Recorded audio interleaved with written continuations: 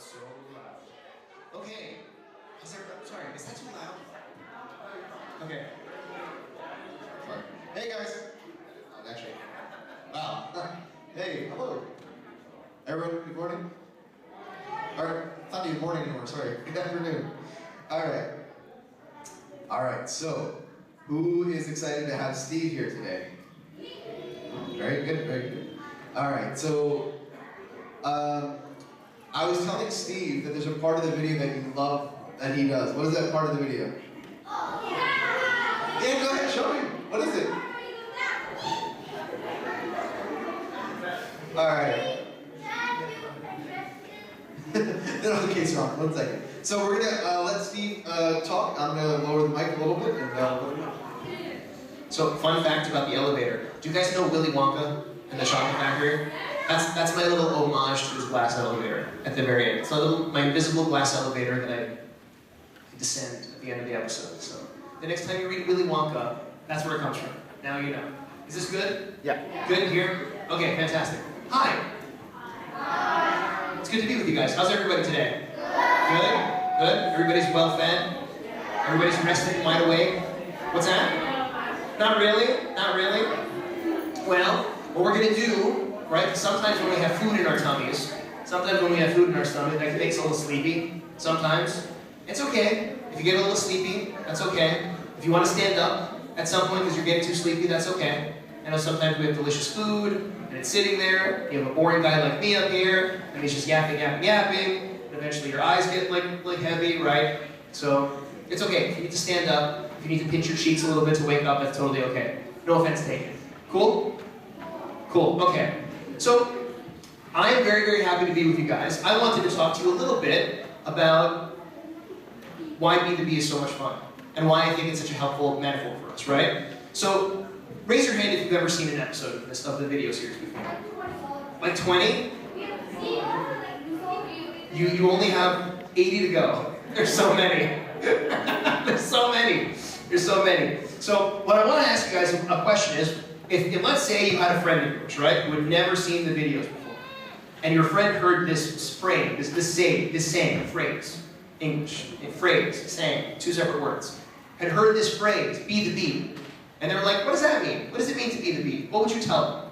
What does that mean in your own words? What would you say? Yeah. Yeah. So right. So you would say you can go on YouTube and you can find videos about Jesus, right? And then maybe your friend says, okay, but what does that mean? Why is being the B so important? What does it mean to be the B? What would you say? What would you say if your friend asked you? Yeah. I think being the bee is important because, like, you know how bees make honey and pollen and stuff? Mm-hmm. That's really important. So, like, instead of saying you're really important to tell us about important stuff. Ah, nice. So let's talk about this a little bit more. I want to dig into this a little bit. This is not a biology lesson, right? But you know what bees do, right? Yes! I'm so surprised. That's your humility. I appreciate that. I appreciate that. So bees, right? We know what bees do. Bees, they go around, right? And they go from flower to flower. And they take out, what do they take from flowers? Nectar and pollen sometimes. And they take it back to their homes, which is called a what? A hive, right? And what do they turn all that nectar and that pollen into? Honey. And then who gets to eat the honey? Right? Right? And the bears. That's right. And the bears. If there's ever honey between you and a bear, let the bear have it. Just let the bear have it. So right, and the world gets a little bit sweeter because of the work that the bee does. Now, that for me is a really good metaphor about our lives as Christians. So I want to ask you a question. There's a bee over there, right? Little Buzzy the bee flying around.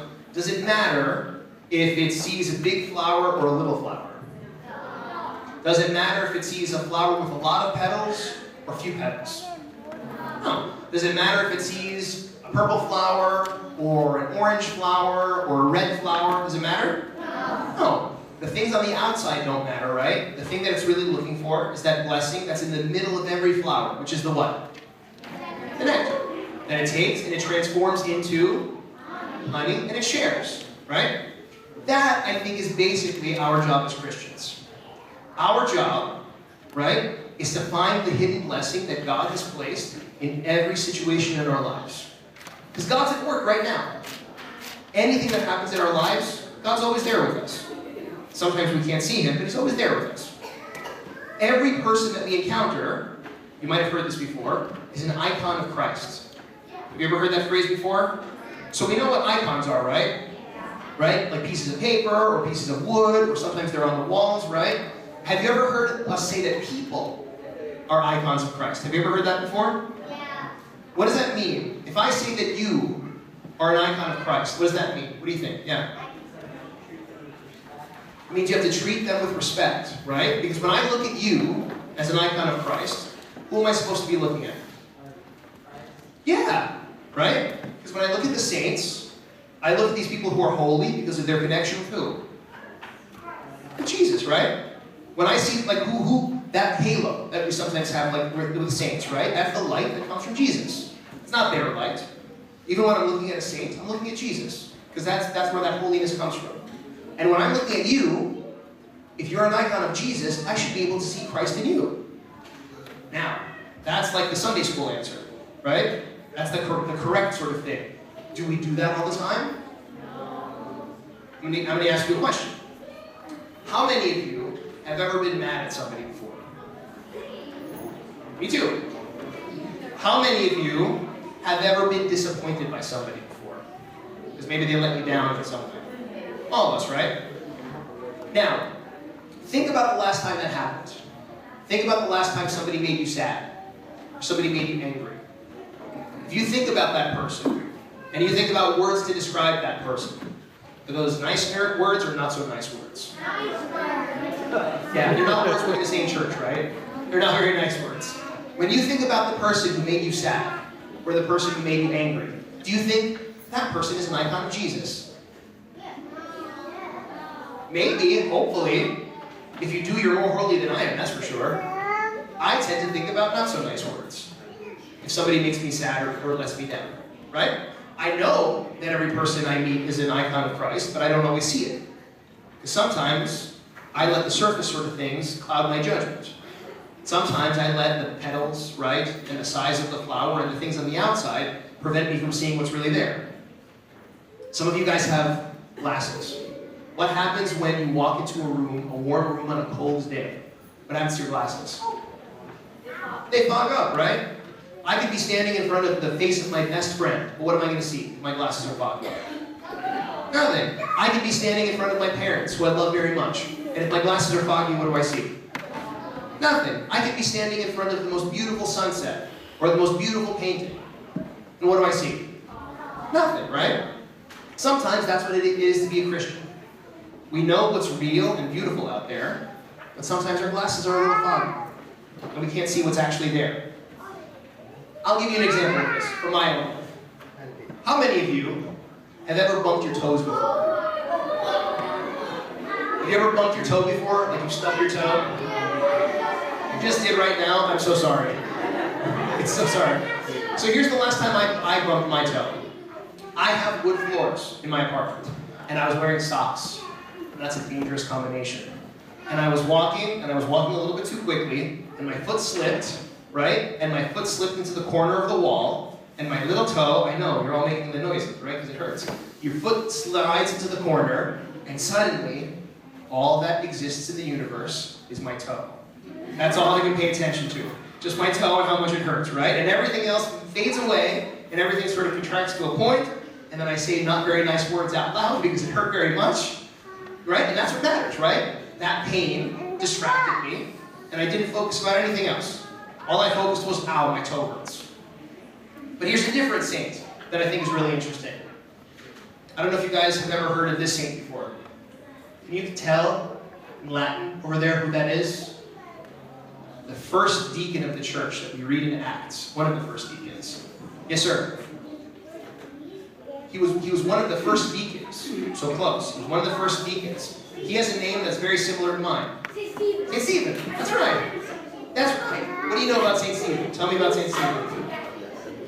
Ah, yes. So, before we get to that point, right?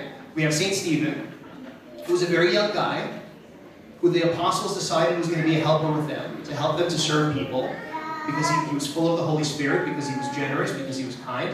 They made him a deacon. What he was also doing was he was teaching people about Jesus. They told him to stop. Did he stop? No, he kept going. And you know what the consequence was when he kept going? He got stoned to death. Stoning to death is not a very nice way to go. Basically, they took really big rocks, and they threw the big rocks at you until you passed away. Not a very nice way to go.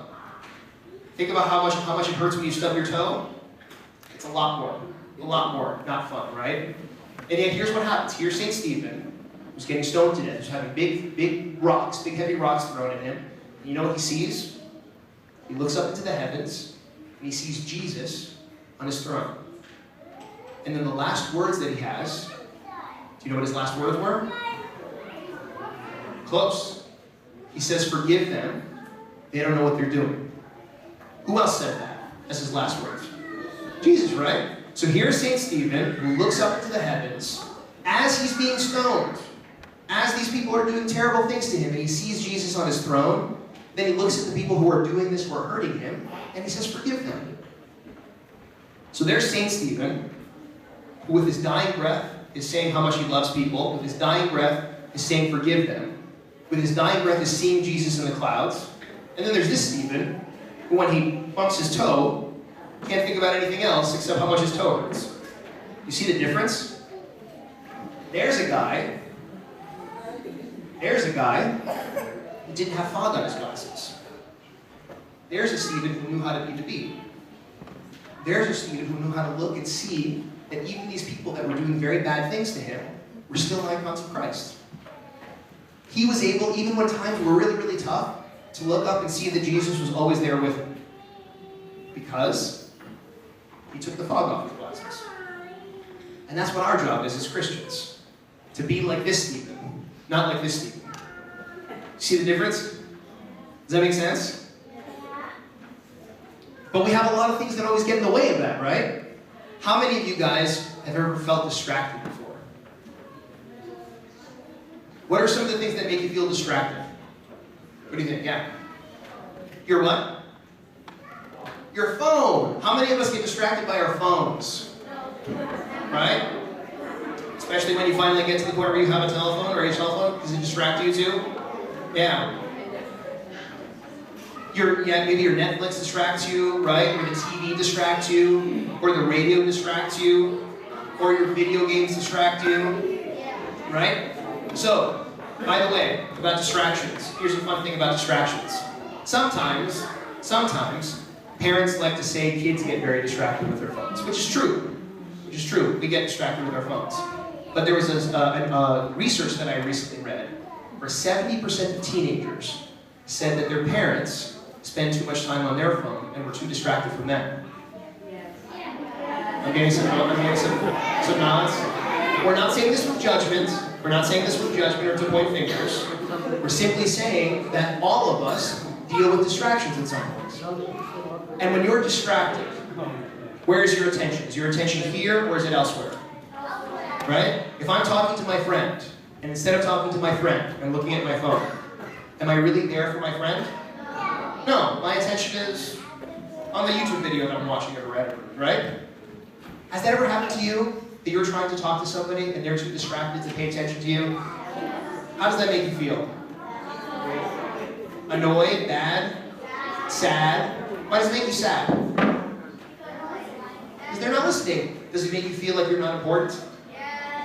Right? Right?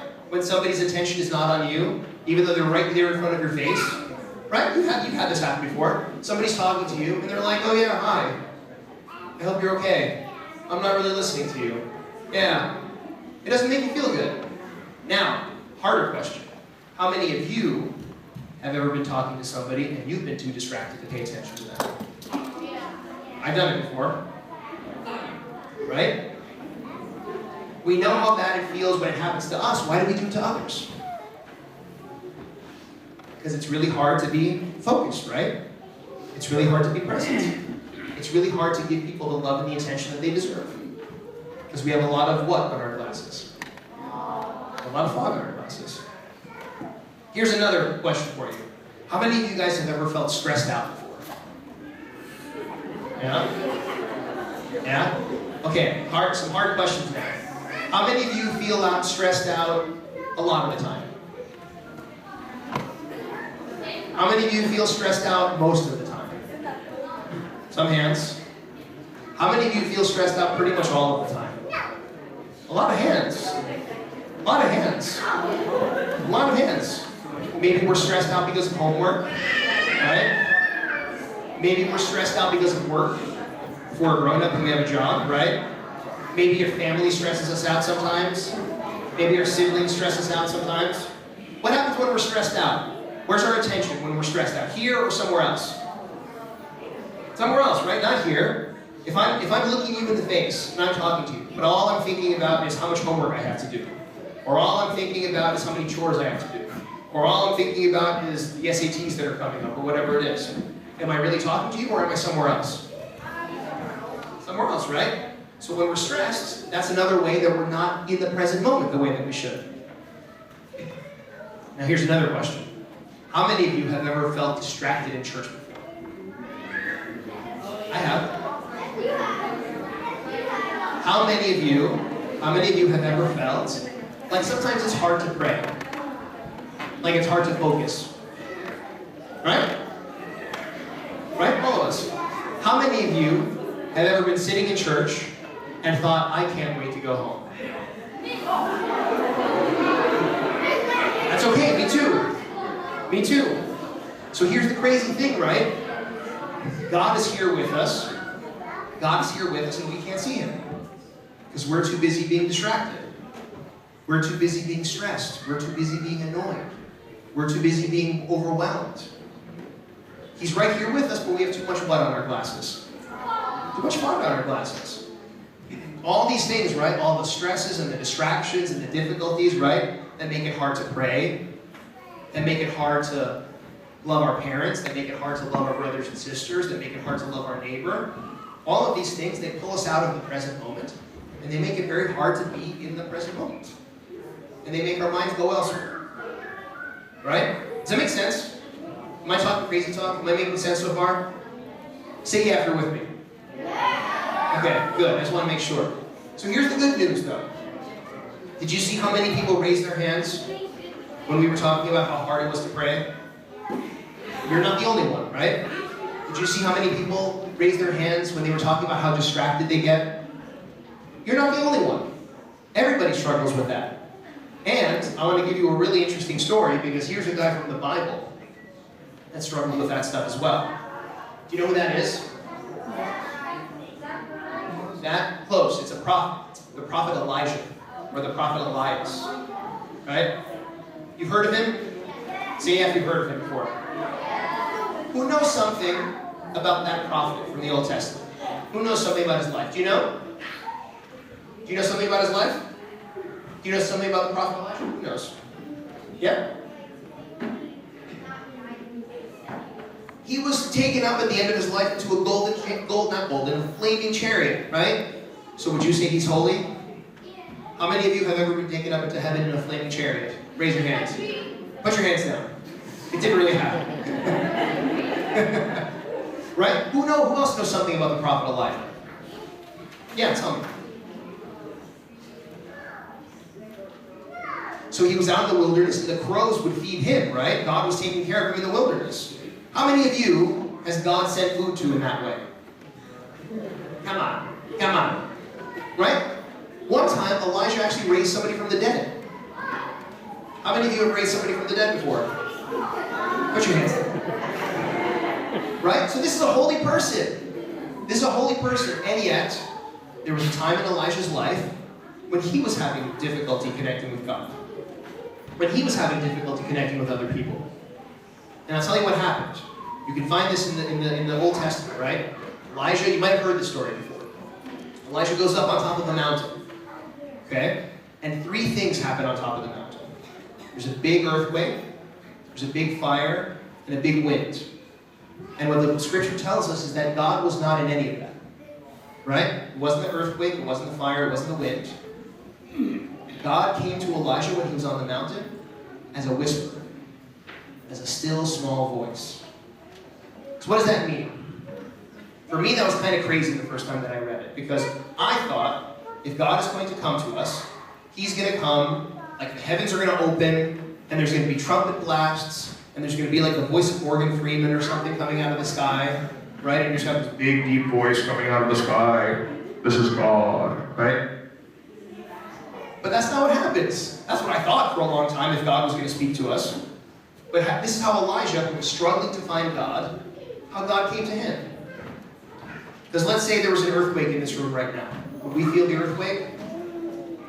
Would we feel it? Yes or no? Yes or no? Yes. If this room, God forbid, caught on fire, would we see the fire? Yes or no? What if an earthquake, God forbid, came and hit us? Would we feel the wind? Yeah. What happens if there's a whisper? What do you need to hear a whisper? You need quiet. Right? So what God was telling Elijah, and what God is telling us, is that he's not going to grab us and shake us. He's not going to say, I'm right here, look at me. That's not what God's going to do. He's going to whisper to us. But what did we also say?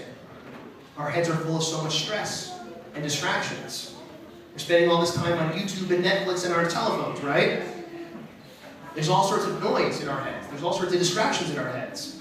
Maybe God is trying to whisper to us, but we're too distracted to pay attention to him. Maybe when we're sitting in church and we can't find him, he's right here all along and he's whispering to us, but we have too much noise in our heads. We have too much stress in our hearts. You know, he's here with us right now. He's here with us right now, but we can't see him. What sort of situation do we need in order to hear a whisper?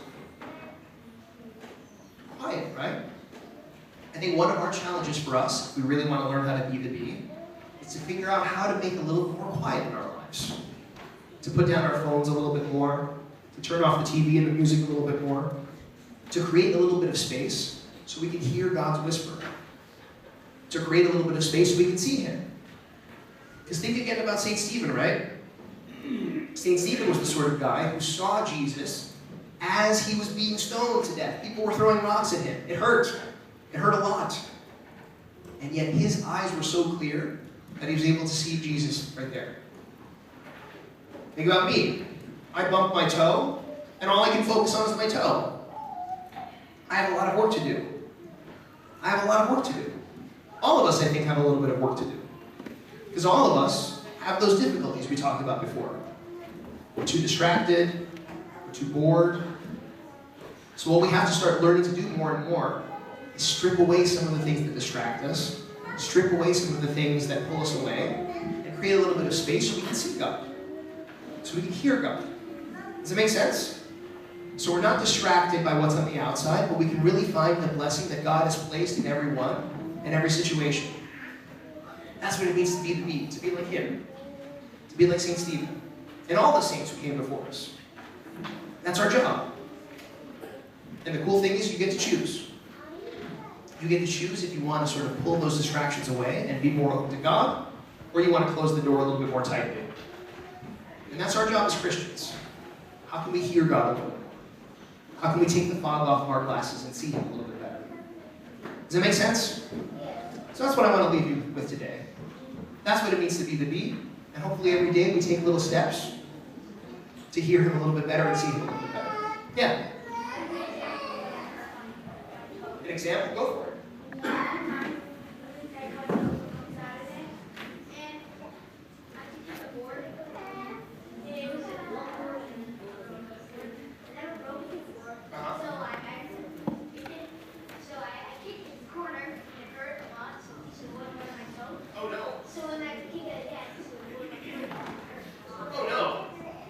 Very distracting, right? And sometimes we have distractions like that in our everyday lives too, right? Things that hurt us. Sometimes they hurt us more and more and more, and they make us more and more distracted. And that's why we have confession, and that's why we have our relationship with our priest who can help heal us, and God can heal us, and make our hearts more open to God, as opposed to the stuff that hurts us. So it's a good example. Yeah. You have a record for bumping your toe? That is not the sort of record you want to have. Send it to the Guinness Book. Maybe they'll publish it. Oh yeah, accidental. Well yeah, it has to be accidental. 5 in one day, that's a lot. That's a lot, man. Who else has a question before we wrap up? Any more questions? We've had a long day so far. Yeah, question? Yes?